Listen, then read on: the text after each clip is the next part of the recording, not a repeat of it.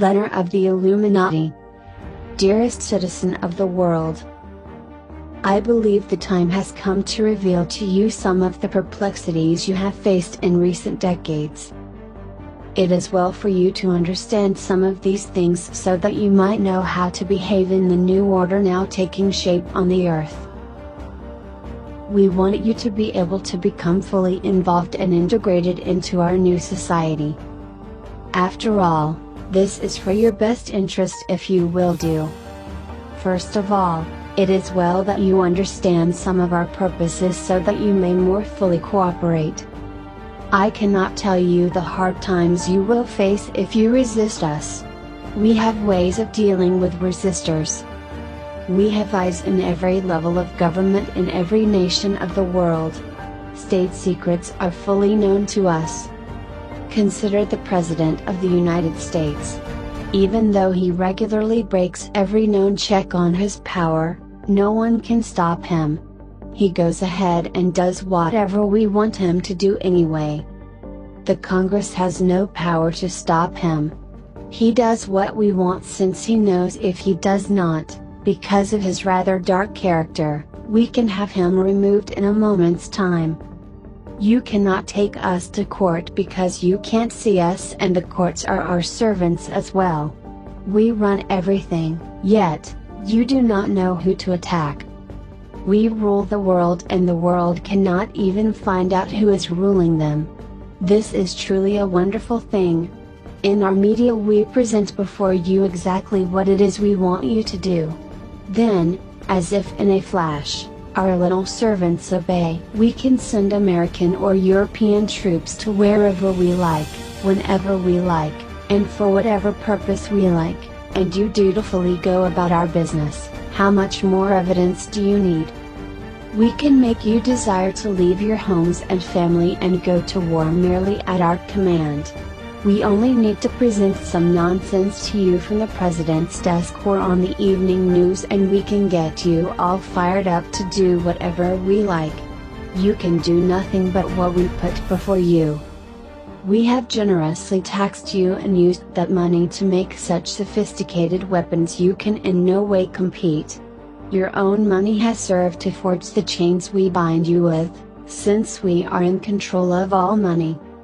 Some of you think you may escape by buying some land in the country and growing a garden. Let me remind you that you still pay us ground rent. Oh, you may call it property taxes, but it still goes to us. You see, you need money no matter what you do. If you fail to pay your ground rent to us, we will take your land and sell it to someone who will pay us. Do you think we cannot do this?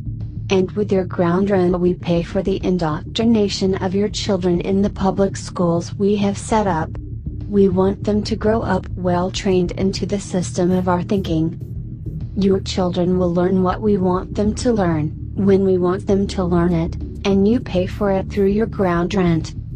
You may doubt that we own your children, or have such control, but you will find that we do. We can declare that you abuse your children when you spank them and have them confiscated. If they do not show up for school indoctrination, we can accuse you of neglect, thereby giving them to us. Your children are not yours. They are ours. You must inoculate them, you must bring them to our hospitals if we decree, or we will take them from you. You know this and we know this. Through our electronic commerce we are able to see where you are, what you are buying, and how much you have to buy things with. Through the internet and other sources we can even know how you think and what you say. It is not especially important to us what you believe as long as you do what we say. Your beliefs are nonsense anyway. But if you think you have a following, and we perceive that you might be somewhat dangerous to our agenda, we have ways to deal with you. We have a Pandora's box of mischief with which to snare you. We can have you in court so long you will never get out. We can easily drain away all your assets over one pretext or another, the form of taxes. You do not have this vast supply of wealth. We know how to divide and conquer, Have we not brought down rulers of countries through our devices? Do you think your tiny self will be any match for us? We supply your fuel for your cars. We can turn it off whenever we like, claiming that there is some sort of fuel shortage. What if your car breaks down? You cannot get parts for it without us. We supply all the money you use. At any whim of our desire, we can stop the money supply or cause a complete crash altogether. We can then order the president to declare all money worthless and that we will have to have new money. All of your stashes of cash will go up in smoke in a moment's time. Don't you need food? If necessary, we can cause a truckers' strike which would stop deliveries of food to your local store. We can starve you whenever we like. You only have food because we have provided it to you from our table. During the Great Depression, we controlled the food. We heaped mountains of food behind fences and let it rot. The hungry were then made to work in our labor camps even though there was enough and more to feed them. Do you really think you can beat us? You say you will hoard gold coins so you will still have money in the time of the crash. We can simply pass a law which outlaws the possession of gold as we have done in the past. If we find gold in your possession, we would simply confiscate it and put you in prison for breaking the law. We use the nations for what we want to use them for. Everyone knows that they must yield to us or die. Fortunately, we have had a few resistors such as Saddam Hussein and Slobodan Milosevic that have been helpful in showing the world leaders what we will do to them if they do not submit. There is only glory in following our purposes and doing what we say. Our kingdom is the kingdom of money. Excuse me, but I must confess that we are the rulers of the kingdom of non-money. You must see the humor in that statement. We have given you a piece of paper or some numbers on a computer screen that we have termed money. It is backed up by nothing and proven by nothing but what we say it is. We create it from nothing, we print it, we loan it, we give it its value, we take its value away. All things that have to do with money are in our hands. Think of it, what is it that you can do against us without money? If you try to resist, we can cancel your credit or freeze your accounts. Your cash is easily confiscated.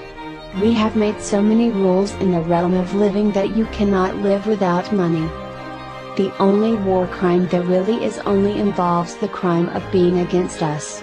Anyone against us is violating our law. As you have seen, when someone is for us, we do not care what they do. Was not Nelson Mandela a bomb-holding terrorist who killed many of his enemies? We made a hero of him. We observe no laws when it comes to war. We do what we want, when we want, and where we want. We can starve nations to death. We can ruin civilians and any other horror for which we would take our enemies to court. Look at our example. We bomb Serbia out of its wits, bomb Kosovans out of their homes, poison their rivers and streams, turn off their electricity, making a grand crisis in that country. And then we masterfully make it appear it is all Mr. Milosevic's fault and he needs to go to court for it. It is the same way we made our inferno at Waco look like Mr. Koresh's fault. We do not want you to escape free, and that is why we have made it as we have. You are our property. We will not permit you to buy or sell unless you submit to our mark of authority. If you go to court against us, we will wear you out there and in the end you will lose. If you use violence, we will end up having you in one of our labor camps, more specifically called prison industries. You need our money, our entertainments, our fuel, and our utilities to function, and if you don't have them, you feel deprived. By this, you are made to yield to our will. Sincerely, your globalist friend.